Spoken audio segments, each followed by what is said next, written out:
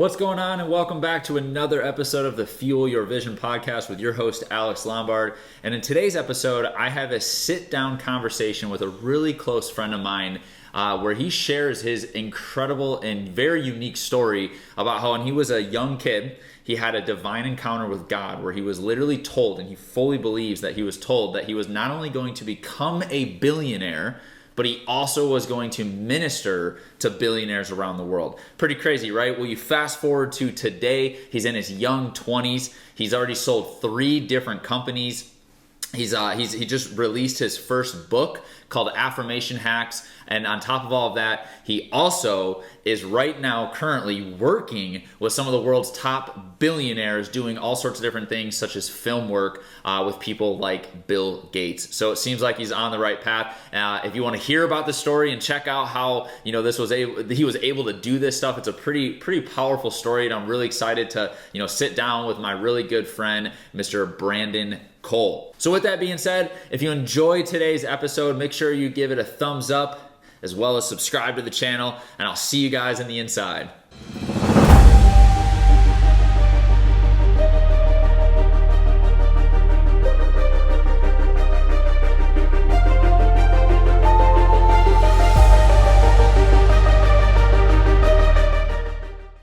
What's going on, guys? Welcome inside another episode of the Fuel Your Vision podcast. And today is a very special episode because once again, we are doing an in-person interview with my man, Mr. Brandon Kohl. What's up, brother? How you doing? Good. How are you? Good.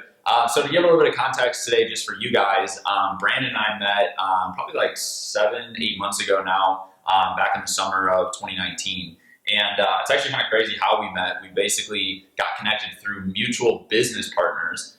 Both of us were and currently are in like the Instagram agency world, working with a lot of people, in terms of brand growth, things like that. And at a time where we were looking for some answers in that space, we ended up getting connected to this guy, and he was a super dope dude. And we, my company and my business partners as well as him, got all connected. We started doing some work together, and then shortly after that, you moved out here to Scottsdale. So we've been connecting a lot, and I wanted to bring him on because he has a really interesting and fascinating story that is going to bring a lot of value to you guys. So, with that being said, let's go ahead and just jump into everything, man. I would love to have you just give us a quick little intro on who you are, as well as let's start with your story and just kind of take us back, when you were younger and bring us, kind of through some of the journey as to where we are today. Yeah. So, it really started, actually, my story, I would say, even started before I was born. I would say the biggest message of my life is no matter what ceiling is put on your life, you can break through that if you believe you can. And that's an overlying message throughout my whole story. And it started when I was, obviously, when I actually wasn't even born. I wasn't even supposed to be born. My dad had a surgery, and my mom and dad weren't supposed to be able to have kids. Wow. And one night, my mom heard this crazy thunderstorm. This is a crazy story. She heard a crazy thunderstorm and she got up, and God spoke to her and said, the thunderstorm. She said, "Why? What is this? This is like crazy. This is a huge thunderstorm. What is this?" And then God spoke to her and said, "The angels are rejoicing because you're pregnant." And so that's crazy. Yeah, like crazy. And so she didn't believe it. She thought she was crazy. She told my dad. My dad thought she was crazy because that's just impossible for what had happened. And so a month goes on and they go to the doctor, and because stuff was just happening that is of pregnancy, and they're like, "Okay, this is getting serious." So they went, and I ended up being the baby. Wow. And so even all the way to when I was born, I was suffocated. I think the umbilical cord was wrapped around my neck like 6 times, like suffocating me to death. I was malnourished. I was this little baby. I couldn't even fit into doll clothes. And just everything was pretty much wrong. Everything that wanted to stop me from getting into this world was going on. And they actually thought I wouldn't make it. And so, that was the very first entry in this world of just like, boom, Yeah. You're in it, all this trouble. We don't want you in it. And, I definitely think it was a whole spiritual thing for sure, because I myself personally believe that I'm meant to do some very big things. And, absolutely. especially being able, attack Satan and all that kind of stuff. Yeah. And then when I was 5 years old, I was consistently going to the doctor because I grew up with disorders and I grew up with learning disabilities and problems. When I was 5 years old, I was diagnosed with ADHD, OCD, dyslexia. I had Tourette's. I remember I used to twitch all the time, and it was crazy because I was just diagnosed with like just everything. Yeah. And I was actually told it was so severe that at the time, the doctors told my parents that I would need to be on assisted living my whole entire life, that I would never be able to live alone. So that's a pretty crazy That's at 5 years old? 5 years old. Jeez. Yeah. So you don't even know what's going on. You're just being told all this stuff. Yeah, I'm being told all this stuff. I'm being looked at differently. I mean, growing up, I was made fun of throughout elementary, junior high, high school. That was hard.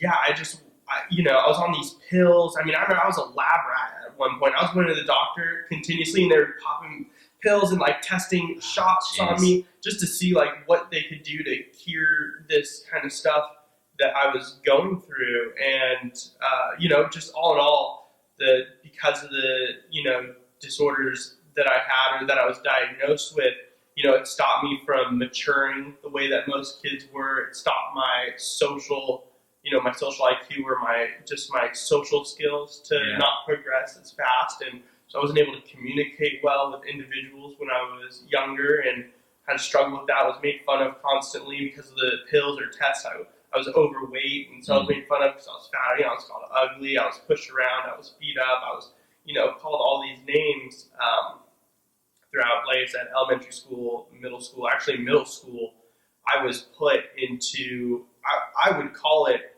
almost like a mental institute for kids who are severely special ed. Wow. Throughout middle school, I was surrounded by kids who wanted to commit suicide, or who were in wheelchairs, who couldn't talk. And for what social skills I did have, and I did develop in elementary school, they completely went out the door in middle school because of that. My parents were actually fighting to get me out of that school, and they eventually got me out. And I went into actually public high school and public middle school for the last half of 8th grade, and started redeveloping social skills and communication skills. What was really interesting, though, in that period is when I went into the public system, I decided that I was going to redefine who I was. I would say it was at a point that I started to get into self-development. In the beginning, in the wrong way. I looked at who were the cool kids when I was young, because all I wanted to be cool. I wanted attention. I wanted positive attention. But the cool kids when I was younger were the kids who would make fun of me. So I actually became a mean person, and I made fun of people, and I was picking on people, but in return, people would pick on me, and then I wasn't liked. And then this whole high school, middle school experience or public school experience was a whole battle of me just trying to find out how to be liked and what to do. Yeah. And so it was difficult. I was alone. I didn't have very many friends. My at-home life, too, was, I would say, super difficult because my parents were always fighting. I mean, I've seen my parents both get arrested. It was definitely trying times for me when I was younger. Just because they were trying times doesn't mean it wasn't a win, because I actually, with my mentality and my perspective, I look at everything that's happened in my life, troubles, losses, I look at them as opportunities to learn, to win, and to move forward and be the best of me, which is actually a perspective that my mom really, really hit hard with me. And when I was younger, I actually wasn't allowed to even say can't, or, I was trained, or I was programmed really to be able to believe that I could do anything that I want. And that was from your mom? That was from my mom. So why was that? Why was she so like that? Do you have any, did she grow up like that, or was it just simply because, you were a miracle to begin with, so she just really wanted to instill that into you, or, why do you think the reason was? I honestly, it's an interesting question. I don't know why she's like that. I know that she was involved in a lot of stuff as a kid. I know she came from a very successful and wealthy family, and she was involved in a lot of stuff. She was an investigative reporter. I really think it's actually because of her relationship with God and what she learned on that journey. She was born and raised Jewish, and then she converted to Christianity, and she was really, really, really involved in Christianity, and she was always forefront too on everything, like crazy stuff. Like back when I was 10 years old, 9 years old, she would always make me wear these like metal chains with like, they're called EMFs now. Those are becoming huge. Oh wow, yeah. Huge. Like I have one of those on my phone. Yeah, I do too. And so when I was 10 years old though, when they were nerdy, I used to get made fun of for it because I was wearing this necklace to school. When I was in elementary school, and I was like, well, I don't want to do this, but now today it's actually cool. So actually, when it comes to business ideas, I look at what my mom used to make me do back then, because what she used to make me do back then is now cool. Same with affirmations. She was really big into affirmations, mental health. Like on the way to school, because she knew I was going through these hard times, she would see me come home and cry or be made fun of, or not even just not want to go to school because of the situations that would happen. And on the way to school, she'd like make me sing songs like, I'm a VIP in my family, or she'd make me say like, I'm gonna have a terrific day, like just weird stuff. Yeah. Like weird stuff. But she believed in it because she knew if she could penetrate my subconscious enough that it would strengthen my core, that everything happening in my conscious wouldn't affect me in the long run. And so that's something that I'm actually really, really, really passionate about. Is, I came out with Affirmation Hacks recently because that's a huge part of my life.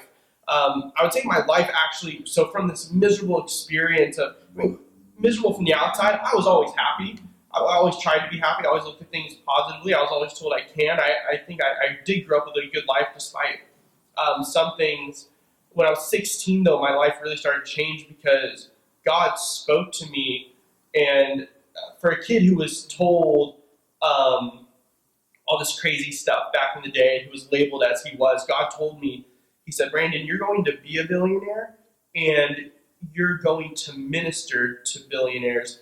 And he told me a couple of names. And you're going to be a billionaire, and you're going to minister to billionaires. Yeah. So that's what, crazy. So when I'm 16, to have the past that I've had and still be going through very, very difficult times, that's crazy to be told. Like, that's, unbelievable. And I actually, because I don't know, I wanted to be liked, so I actually posted it on Facebook. And my mom made me take it down, and she still apologized to this day for making me take it down. And so, absolutely crazy. And he actually named some specific names, which I'm not going to talk about the names he named. He actually named a couple of names when he told me that, which is crazy, because, and that's just in itself is crazy. And so from that point on, I actually started personally getting into big self-development stuff, like The Secret, watch The Secret. I was into affirmations. I was saying affirmations to myself. I was writing down, I still have it to this day, writing down like, who's my wife going to be? What kind of house am I going to live in? All that stuff when I was 16. It's amazing. Yeah, and so like I took that, and when I started becoming way more self-conscious when I was 16 and up. I started really focusing on, I took a step back because when I realized, I don't know what it was when I was 16. It was my relationship with God, or just like maybe my maturity just kind of kicked through. I just started becoming a lot more self-aware. I actually moved schools a lot. I went from Cathedral, which is a super high and prestigious like Catholic school in San Diego, to Poway High, and then Poway High wasn't going well to me, and I figured, I'm going to take a step back. And this was when I was 16. So I'm going to take a step back, and I'm going to really observe what makes people likable and how I can put my life on the right track. So I went to another school and just took a step back and really observed like what makes people liked. Like what are people doing that is, that is putting them on their purpose, or how are people acting? And I actually, through that journey, I went back to Poway, which is who I graduated from, and I actually became, people were nice. Actually, they gave me a second chance. I actually became somewhat, I would say, cool, and I was liked, and I was getting friends, and I was hanging out. Still in high school. Still in high school, yeah. And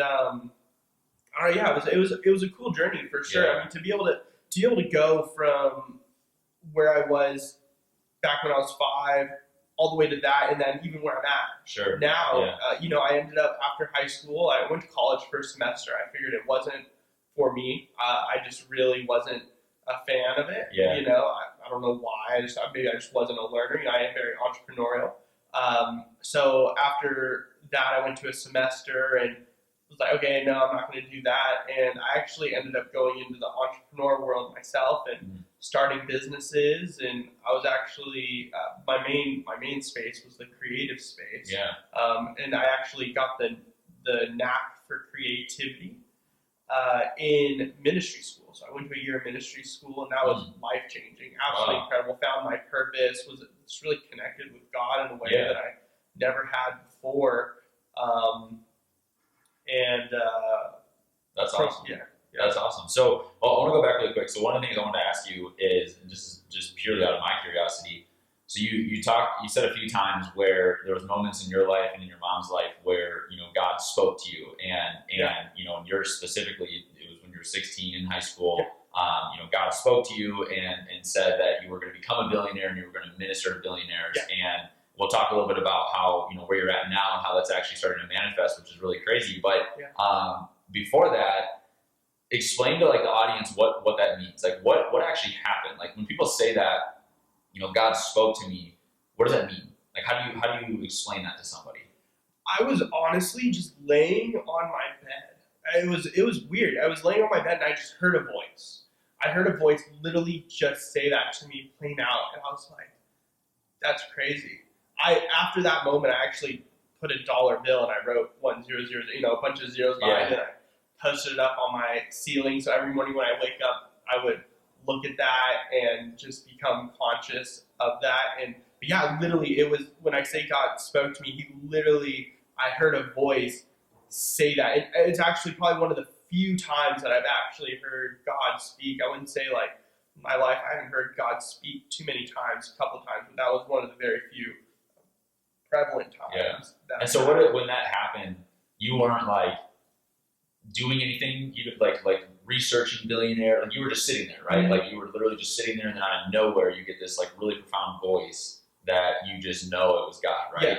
And so what right when that happened, how did you feel? What was the emotion? What was the feeling when that was going on? I was hyped for sure. Yeah. I was like, dang. I didn't know what to think. I would say I honestly, even if it wasn't God, I was like, I'm going to accept that. I'm going to go for that. Yeah. Because I believe I can. You believed it. Yeah. And so I was just stoked on it. I was it was at a point where I was really I'm going to change my life. Yeah. I'm going to get on the right path, and I'm going to be the best that I know I can be. That's awesome, man. That's so cool. So let's shift gears a little bit. So you've obviously had a pretty wild story, and what I love about it though is that you went down the direction of entrepreneurship, and I think that's super fascinating. And it seems like a lot of times, a lot of people that I've met, that do have similar stories in the sense that they went through a lot of trials and tribulations, or they were made fun of, in school, things like that. Many times they do end up kind of going their own way. They start figuring, in terms of business and what they're going to do every single day creatively. And you said you went to college for a semester or 1 year and didn't like it. So what do you think made you become an entrepreneur? What got you excited to go down that path? Because your mom was or was not an entrepreneur?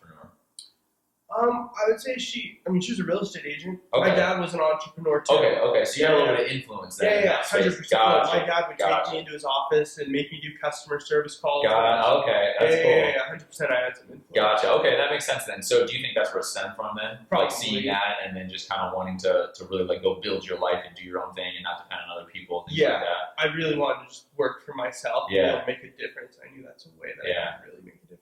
Okay, that's cool, man. So let's jump into that space a little bit. So you start your journey right after that happens at 16. You obviously finish up high school. You said you went to college, dropped out, went to ministry school. Did that for a year, and then what happens after that? So what take us a little bit more into the journey. Yeah. So after ministry school, I ended up the church actually helped me catapult my video production business. which later turned into a creative agency, which was an absolute blessing. And so I really jumped into the creative space, started doing videos and just web development, creative branding, all that kind of stuff. And that's actually when I've actually been able to sell and get acquired 3 different times, which has been just so crazy. Yeah, so cool. And that was the first thing that got acquired was my first creative agency and video production company. And I actually brought another partner in who's incredibly successful. And the fact that I could even partner with this guy was an absolute very big in the hip hop industry, music video industry.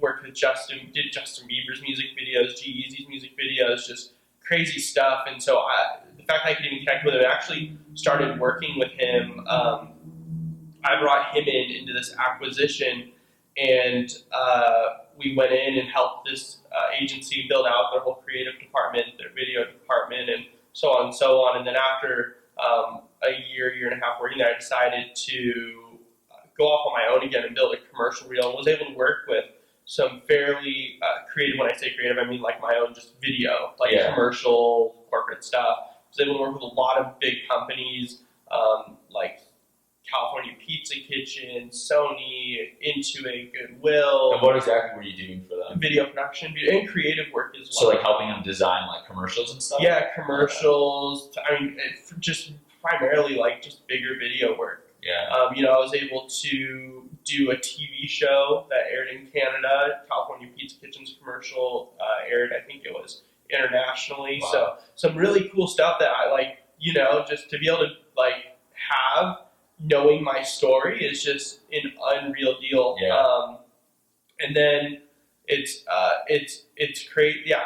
That whole deal is absolutely crazy. The video world and the creative world have definitely put me in some spaces where I was like, wow, I couldn't have imagined unless God that I would be in these places working with these individuals. I've had the honor to work with a lot of really big influencers, really big hip hop artists, really big corporations, Fortune 100, Fortune 500, and just to be able to be in those positions and be able to talk to those influencers are just absolutely incredible. That's amazing, man. And so you built up 3 creative agencies and sold them. So one was a creative agency. The other two businesses were based around the Instagram growth. Oh, okay. Space. Right. Yeah. So they're around the Instagram growth space, which, they did some creative stuff for sure. Right. But primarily what was looked at was the operations that I built. Makes sense. So like someone who's listening to this that is a, younger entrepreneur, most of my audience, they're between like 18 and 30 years old.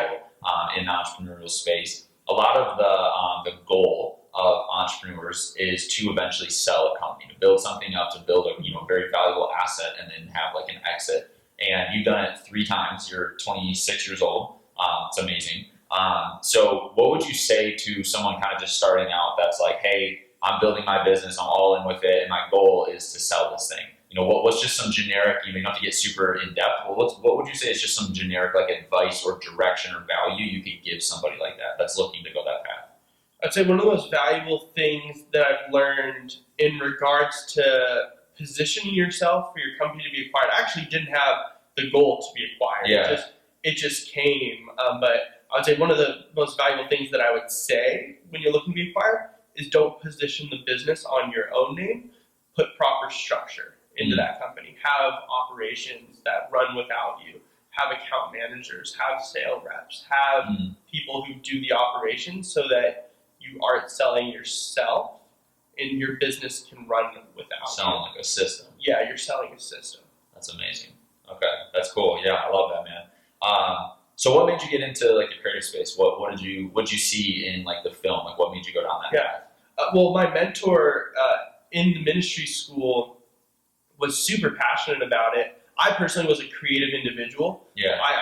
But he was my mentor, and I kind of just I was spending a lot of time with him. And actually, how I got introduced to him was from this kid coming up to me, because the guy said, he was like, go find people who want to go find a guy who wants to turn into a real man. And the kid came up to me and said, hey, you want to turn into a real man? And I was like, sure, I guess. He's like, all right, come film with us. And so I got introduced to the whole film industry at that point and just fell in love with it and started really liking it and started growing in that space. Yeah, that's really cool, man. I love that. So you do this creative agency, you sell some of them off. And one of the most fascinating things about your story that really caught my attention, and I think is going to catch the attention of a lot of people, is you've been able to put yourself in a very unique position in life where you kind of worked your way up, the food chain, if you will, in the sense of getting to the top of industries. Like you've been able to work with and now are continuing to build relationships and work with some of the most influential people in today's age. Mm-hmm. So talk a little bit about that, and if you can name some names, what those experiences are, and what you've been doing for them, and let's kind of play a little bit in here. Yeah. So that's a huge, like, an unreal topic for me, for sure. An unreal topic for me. I've been able to work, to hang out with, to just even be around and talk to some of the peoples of the likes of like Bill Gates, Dennis Washington. Dennis Washington owns one of the biggest like copper and diamond mines in the world. He's known for owning like one of the biggest yachts in the world. Like Greg Ranker is incredible individuals. I mean, like and this is actually a really cool story. This is a really cool story. Actually, I want to talk about Bill Gates, by the way. That's what he just said. Yeah. Super cool. And actually, so I actually started doing videos with that community of people, and just to be around them is so humbling, and to watch them. I usually help them out with their tennis stuff, which is just really cool, their personal stuff, and incredibly humbling. And I'll talk about like that and some of the stuff that I've learned from even just being around. Sure. That circle is unreal, and been able to work with a lot of really big hip hop artists, music artists, and a lot of top athletes. Sasha and Antonio Gates, incredible. Sasha's like a mom to me. She's absolutely amazing. Multiple billionaires and millionaires. One of my good friends, Monica, absolutely incredible individual, super strong Christian. She runs a multi-billion-dollar company. Absolutely insane, and she's like a second mom to me. There's a couple of people that are just really big business people that have just been into my network. So to go from this kid who was 5 years old, told he would need to be on assisted living his whole entire life, who was labeled as this failure, to being told that by, obviously, he's a big football player, he does what he does, he kills it, he crushes it in the Christian space. Yeah. Absolutely incredible, like so honorable and so respectable for someone of that level, despite what I've even just done, but like someone at that level to even just recognize and say that from where I was at 5 years old, it's only God can do something like that. Probably like was a big turning point, just mental. Huge. Yeah, I mean that was just such a cool experience. And I want to make this clear. I don't say names because, like, for a good portion of my life, up until about a year ago, I didn't even talk. No one knew who I worked with. No one knew what I did. I actually kept what I did super low key. Yeah. And so, in no way do I want to accept gratification for who I've worked with or anything. But the reason I talk about it now is it is because of my story, and my goal is to help build a world where there's positivity, where there's people who know that no matter what people say, you can do anything you put your mind to. And Henry Ford said, whether you can or you can't, you're right. Yeah, exactly. I love that quote, dude. No, that's true, man. And you guys obviously don't know Brandon yet, but definitely, you'll follow his journey and stuff. But, you just, for the short time we've known each other, again, 7-8 months, like, you're definitely one of the most like positive and like humble people that I've ever met. And so I 100% believe that, I didn't know a lot of that stuff, until just recently either, when I kind of started picking your brain a little bit. So no, it's amazing, dude. And I think what you're doing is incredible because, like you said, your story, it relates to people.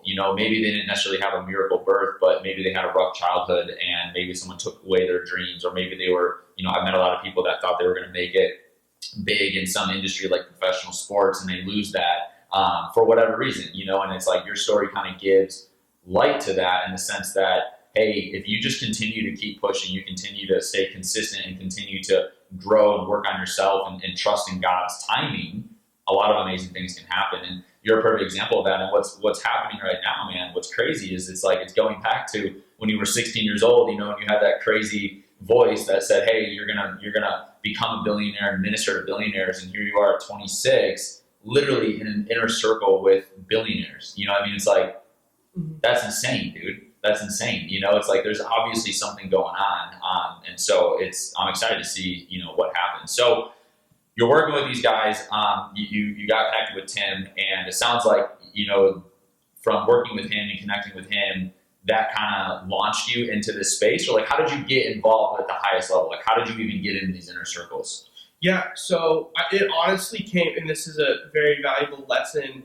Never judge people based on what they do, how they look, or how they act until you really get to know them. Because actually that connection to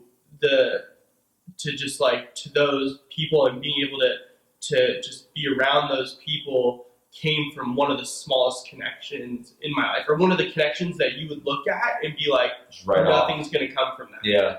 And unreal. And I would say that's a continual pattern in my life, that a lot of these things that happen come because I open myself to the opportunity and I enjoy talking to anyone. Yeah. Dude, that's amazing. So can you share like how specifically you got involved with these people? Yeah, so specifically with that crew, for example, it was back when I was doing the video world, I actually needed a Google Street View guy. And so I was looking down this list and saw this name, and I was like, Carl, that's a cool name. I've never talked to a guy named Carl before. And so I picked up the phone, I called Carl, and Carl is incredible, just one of the coolest people ever. You just randomly call this guy? Yeah, I just randomly called this guy, and then I hired him for Google Street View, and we started becoming friends and really talking. He's actually an old tennis pro as well, and has been very, very, very successful. But then he ended up being the person who was that connection. And he actually is into filming and all that stuff now as well. And so he's the one who said, hey, you want to come work with me and do this kind of stuff and, start just coming up here and working with these kinds of people. And I said, of course, 100%, knowing what God called me to. Yeah. So I was just in that little connection and just just from the smallest thing, such a random, random. Such a, there's no way that's a coincidence. Yeah. Divine, dude. Yeah. That's insane. Yeah. That's crazy. So he's the one that had the connections to these very powerful people, and he's the one that also invited you based off kind of seeing your skill set and your talent to come do some creative video work for these guys. Mm-hmm. So what do you actually do? So when I know even to this day, I think you said once or twice a year you'll meet up with this inner circle, like the Bill Gates of the world, and you do some work for them. So when you're there and you're with these people, what specifically are you doing for them? So it's filming primarily. So it's just filming. So I don't do a lot of filming anymore, but to build the relationships, and because I'm a huge person of your network is your net worth. Yes, absolutely. I 100% pick up the camera whenever that call happens, and I'm like, yeah, I'll be there and film them hanging out, tennis, doing their meetings, doing their whatever environment, just hanging out and just being friends with everyone. And there's sometimes I'll get other calls I got a call from Teammate, which is Roger Federer, and so I helped them film. It was Roger Federer and Bill Gates, and I helped them film their whole promo for Match for Africa, and went out to San Jose with both of them, and just hung out and just filmed their whole ordeal. And so it's different. It can be different every time, but primarily just that hangout that they do, and just have fun and just film and get cool shots and put together memorable videos. Wow. And that's awesome, man. I bet you love it. That's probably so much fun. It's really cool. It's a great opportunity. Yeah, absolutely. So an awesome thing that I think people could take away from this episode is, you've had the blessing to be in a room of the highest caliber, in the business world, and the highest influence. You're talking Roger Federer, a lot of these big names that you said. What are one or two things that you can share that you've picked up from just being around them? And this can be anything. It can be around life and business. I mean, anything at all. What are just some main things that have stuck out to you? Yeah, I would say, so one of the biggest lessons, and it motivates me to this day, it fires me up literally every night. I apply it to my life, or I think about it very frequently. It was actually for when I was with At Match for Africa, which is, like I said, it's teammate Roger Federer's thing that they do. It's a nonprofit organization. I'm pretty sure it's a nonprofit organization that they're going out and they're just helping. Yeah. You know, and so they put on this big match and they, you know, are able to donate all this money and do all these amazing things. And so I was there, and like I said, it was with Bill, it was with Roger. And one of the craziest things, and it just is stuck in my mind, and so there's all these things going on. Obviously, a huge event like that, huge event. It's in a massive stadium, thousands and thousands of people. But despite all of that, I remember this very moment where it was just one of the times that I was with Bill filming, and he was in his, you know, Roger was in his room, Bill was in his room, and, you know, it was Bill's family and, you know, all these people, and then I was in there.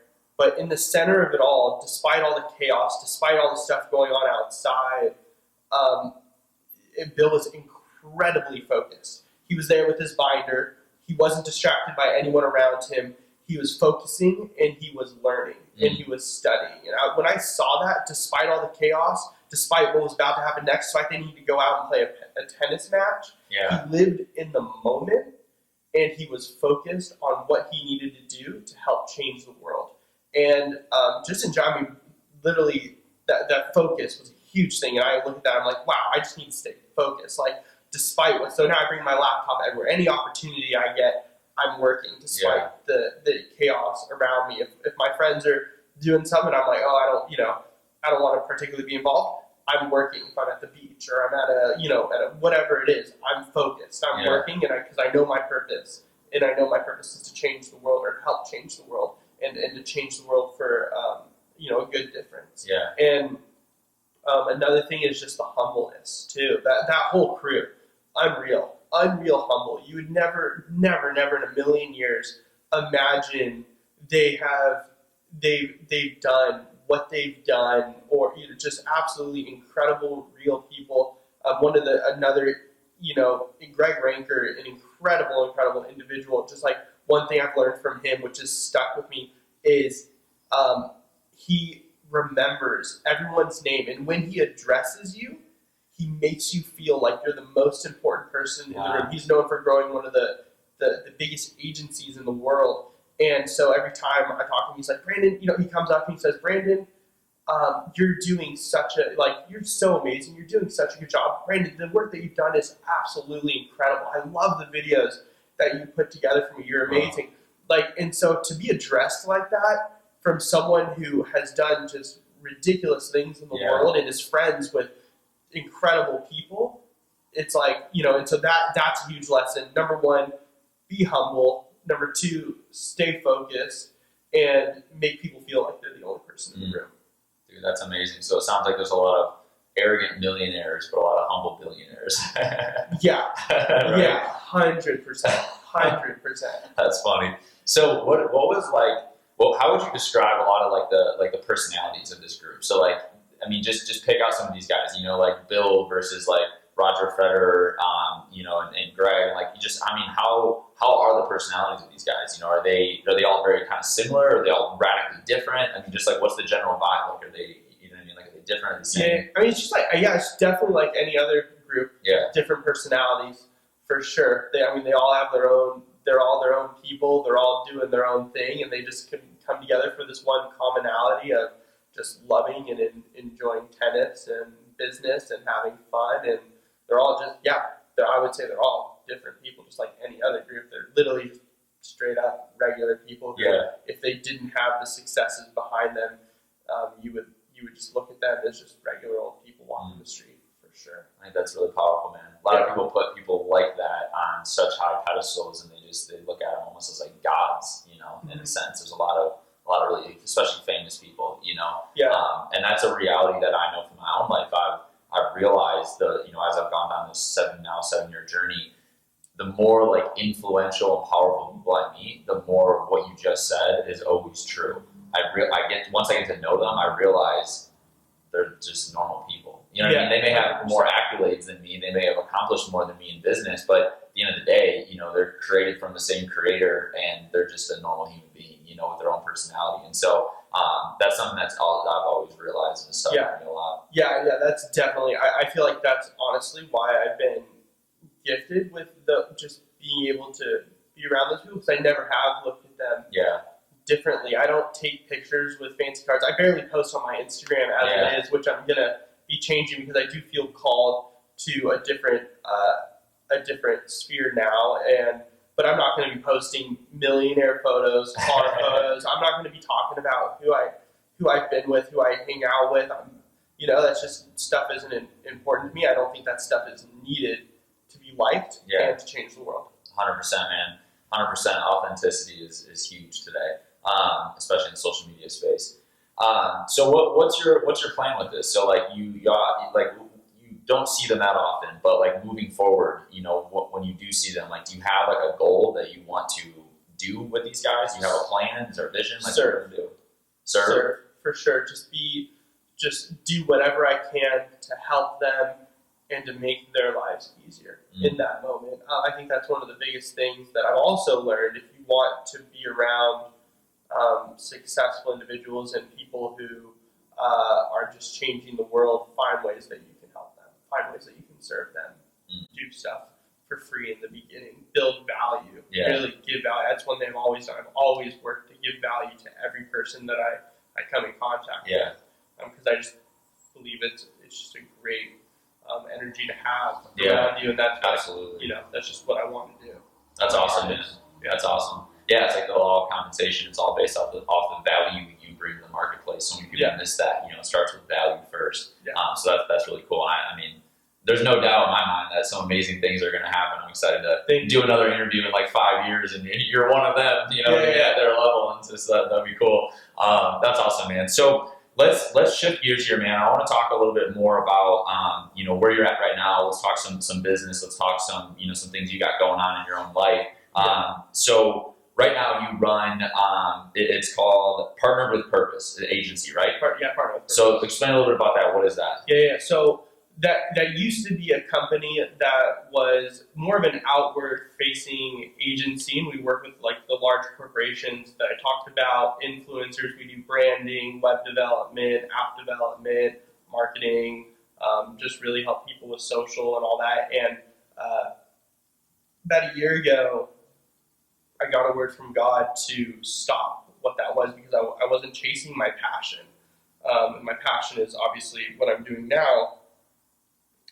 But so I wasn't chasing my passion, so I took a step back, actually met with my clients and said, hey, I'm not going to be doing this anymore. So I gave up quite a bit, but I felt like God was calling me to do so. And this was after a men's conference with C3 San Diego, which is now Awaken. But so I stopped everything, and I just took a break, and I just worked on figuring myself out and where I want to go, how I was going to do what I wanted to do. And I ended up turning Purpose, because I love the name Purpose. I do everything with purpose, so I'm not going to leave that company's name behind or anything like that. But now I've developed it more into an internal agency, where it's a creative agency that's supporting my internal ideas, like Affirmation Hacks, like the Instagram growth company. It's the name I'll use if I do any consulting or anything like that as well. And then I will take on, there are certain projects that I will take on if I really feel called to them, for sure. But primarily I use it to service my own vision and my own passions now. To fuel your vision, right? Yeah. Name of the podcast. So let's talk about this. So Affirmation Hacks, man, this is super cool. So Brandon actually sent me one of these. And on the cover it says, "Today I am choosing to believe in myself." And basically it's a daily, almost like workbook, where you go through it, and every single day, like it says, Monday, here's the affirmation: I am love, I am purpose, I was made with divine intention. And then he asks a couple questions where you're going to fill out, your goals. It says, do you feel this affirmation is relevant to you? Why or why not? And you literally go through and you fill it out every single day. And I think this is just such an awesome thing, man. And so talk a little bit about this. You already shared a little bit about what inspired it, but you really went the extra mile and you created this entire thing. You got a website around it. You got the book. You've been sending it out to influencers. I think you said you even got it in the hands of some of those powerful people that we were talking about earlier. So just share a little bit about this. What's this thing all about? Yeah, so Affirmation Hacks is a journal, and it's a subscription that someone would sign on to, and then every month you get a brand new journal, and every 30 days you have 30 affirmations, and then also questions regarding to the affirmation that you do daily. But so every month, the concept of it is that you get that brand new journal every month to keep you in a positive mindset, a success, a forward-facing mindset. And me and my partner, Gian, actually created that. He did all the creative and the branding. He's incredible. That guy, too, has worked with incredible corporate. To have that guy as a partner, done some unreal creative and unreal branding for some of the largest companies in the world. We designed this out, and we worked on it together, and then we turned it into a subscription-based model, just like I said, just to help people keep that positive mindset. Like I said, and this is inspired by the reason why this is so passionate to me is because it is really the reason, not only God, but also the fact that when I was a kid, I feel affirmations are the reason that I'm at where I'm at today. I don't believe without positive self-talk, I would be in this chair, or that I would have been able to work with the people that I've worked with or companies that I've worked with at all. So this is a huge passion of mine, and I believe everyone who wants to be, or everyone in general, to move forward in life should be doing positive self-talk, affirmation, all that kind of stuff. It's very important. Building up that inner voice. 100%. No, that's cool, man. I love it. Affirmations are very, very powerful. I mean, you hear about them in virtually every success book or personal development seminar. People talk about how valuable it is to get your inner self to believe in yourself. Essentially, and that you can go out there and do the things that you want to do, what you're called to do. And that's not this is not the end goal of the company. It's the start. My vision is actually to become a motivational speaker and to share my story, which I'm working towards right now, which is that new sphere that I talked about that I'm going to be working on with my social profile. But my actual end goal with this is to literally open up what I would call brain gyms, a space that you would go to and work on your mental health, go to classes, and just have people strengthen their bodies. People forget to strengthen one of the other most important part of their bodies, which is their mind and their brain. And so this is which can infinitely grow too, because your body is limited.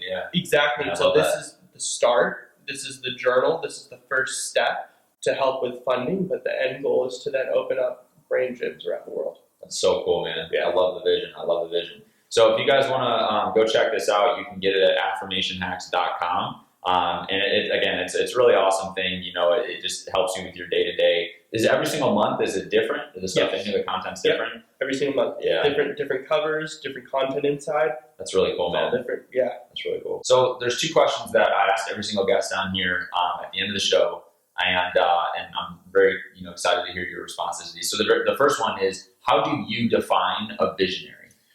So how I define a visionary.